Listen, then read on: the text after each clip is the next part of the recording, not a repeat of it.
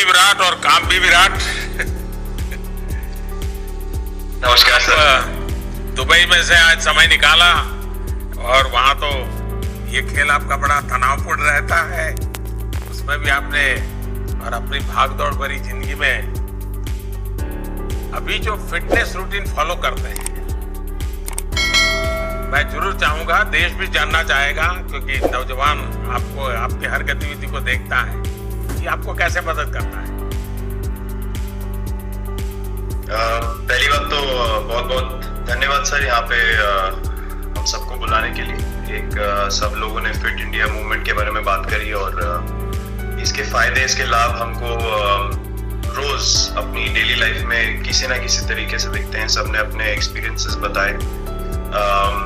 मिलिंद जी ने भी बहुत अच्छी बातें रखी, बहुत इंस्पिरेशनल उनका भी काम रहा है, उनकी जर्नी रही है पिछले कुछ सालों में, मैंने बहुत ऑब्जर्व किया है।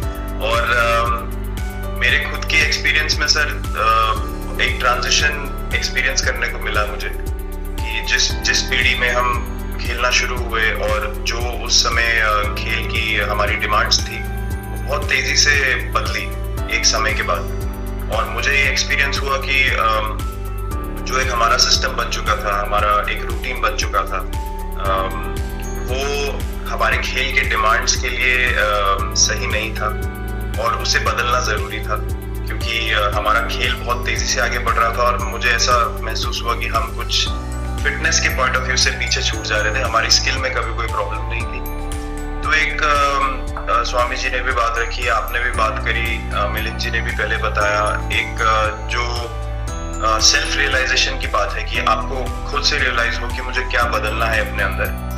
तो मुझे वो एक समय पे खुद भी एक्सपीरियंस हुआ कि नहीं, फिटनेस जो है वो प्रायोरिटी होनी चाहिए। और अगर मैं आपको ऑनेस्टली बताऊं तो पहले खेल को अच्छा करने के लिए फिटनेस मैंने शुरू करी, लेकिन आज अगर प्रैक्टिस मिस भी हो जाए तो मुझे इतना खराब नहीं लगता, लेकिन अगर फिटनेस सेशन मेरा मिस हो जाए या एक्टिविटी मिस हो जाए तो मुझे ज्यादा खराब लगता है।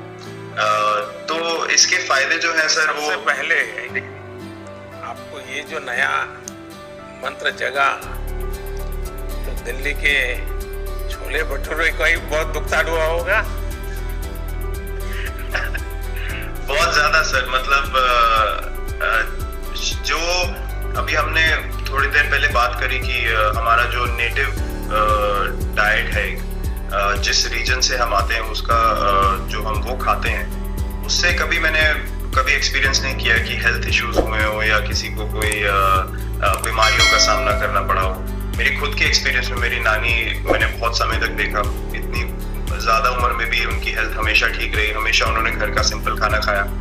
तो मैं जब पला बड़ा तो शहरी खाना, मतलब बहुत ज्यादा बाहर का खाना होता था, खेलने कूदने जाते थे तो आते जाते बहुत सारी चीजें ऐसी खा ली कि जो हेल्थ पॉइंट ऑफ व्यू से अच्छी नहीं है।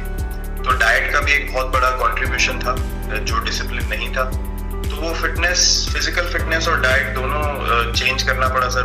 उसकी वजह से ही चेंजेस आने शुरू हुए। और मैं इस चीज से इसलिए रिलेट कर पाता हूँ क्योंकि जैसे हमारे खेल में चेंजेस आए, आज की लाइफ की भी डिमांड्स बहुत ज्यादा हो गई हैं, बहुत हेक्टिक हो गई है लाइफ। तो अगर हम अपनी फिटनेस को उस पेस के साथ नहीं रखेंगे, सिंक में नहीं रखेंगे, तो हम पीछे छूटते चले जाएंगे। तो अगर हम लोग अपनी फिटनेस को नहीं इम्प्रूव करते तो हमारे खेल में भी आज हम बहुत पीछे छूटते चले जाते हैं, क्योंकि आप सिर्फ अपनी स्किल पे डिपेंड नहीं कर सकते। आपका जो मेंटल स्ट्रेंथ है, वो आपका शरीर कितना तंदुरुस्त है और आपका दिमाग कितना तंदुरुस्त है, उस दोनों का एक कॉम्बिनेशन साथ में चलता है। तो अगर मेरा शरीर सपोर्ट नहीं कर रहा है जो मेरा दिमाग सोच रहा है, तो मैं जो करना चाहता हूँ मैं नहीं कर पाऊंगा। तो मुझे कैलोरी कम करने का भी तो चैलेंज रहता होगा और इतना बड़ा काम करने का भी चैलेंज रहता होगा, उसको कैसे हैंडल करते हैं? सर मैंने अभी जो अपने अनुभव में मैंने ये चीज एक्सपीरियंस करी है वो ये है कि खाने के बीच में समय देना बहुत जरूरी है।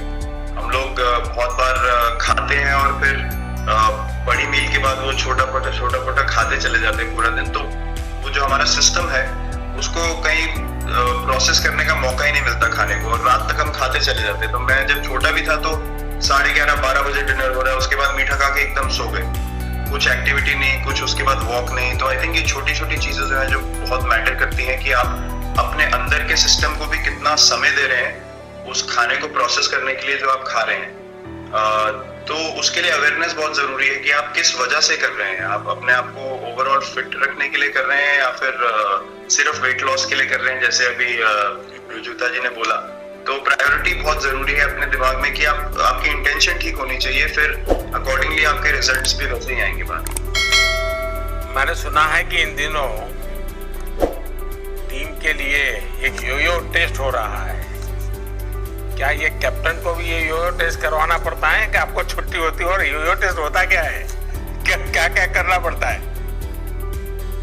सर टेस्ट ये बहुत जरूरी था फिटनेस पॉइंट ऑफ व्यू से। अगर आप ग्लोबल फिटनेस लेवल्स की बात करें तो बाकी टीमों से हमारा लेवल अभी भी कम है, और हम चाहते हैं कि वो लेवल हम ऊपर लेके जाएं, जो एक बेसिक रिक्वायरमेंट है।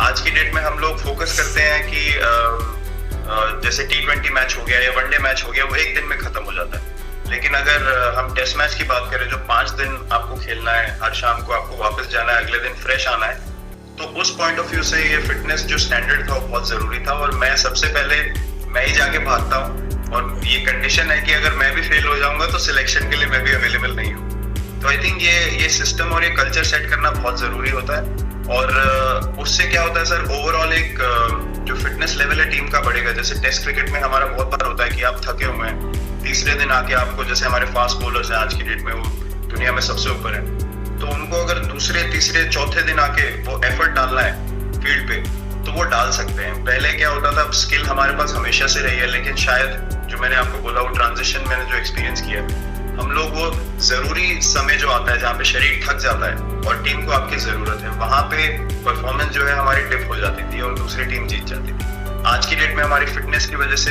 हम वो जरूरी समय में उस चीज को कैपिटलाइज कर पा रहे हैं और हमारे रिजल्ट्स उसी तरीके से आ रहे हैं। तो एक sir benchmark I think elite sports में होना जरूरी है, उससे एक फिटनेस विराट जी, मैं देख रहा हूँ कि आपका टाइम मैनेजमेंट तो है ही है, लेकिन फिर भी आपकी एक्टिविटी इतनी नजर आती है ना, मैं भी कभी कभी फॉलो करता हूँ, कभी थकान नहीं लगती क्या?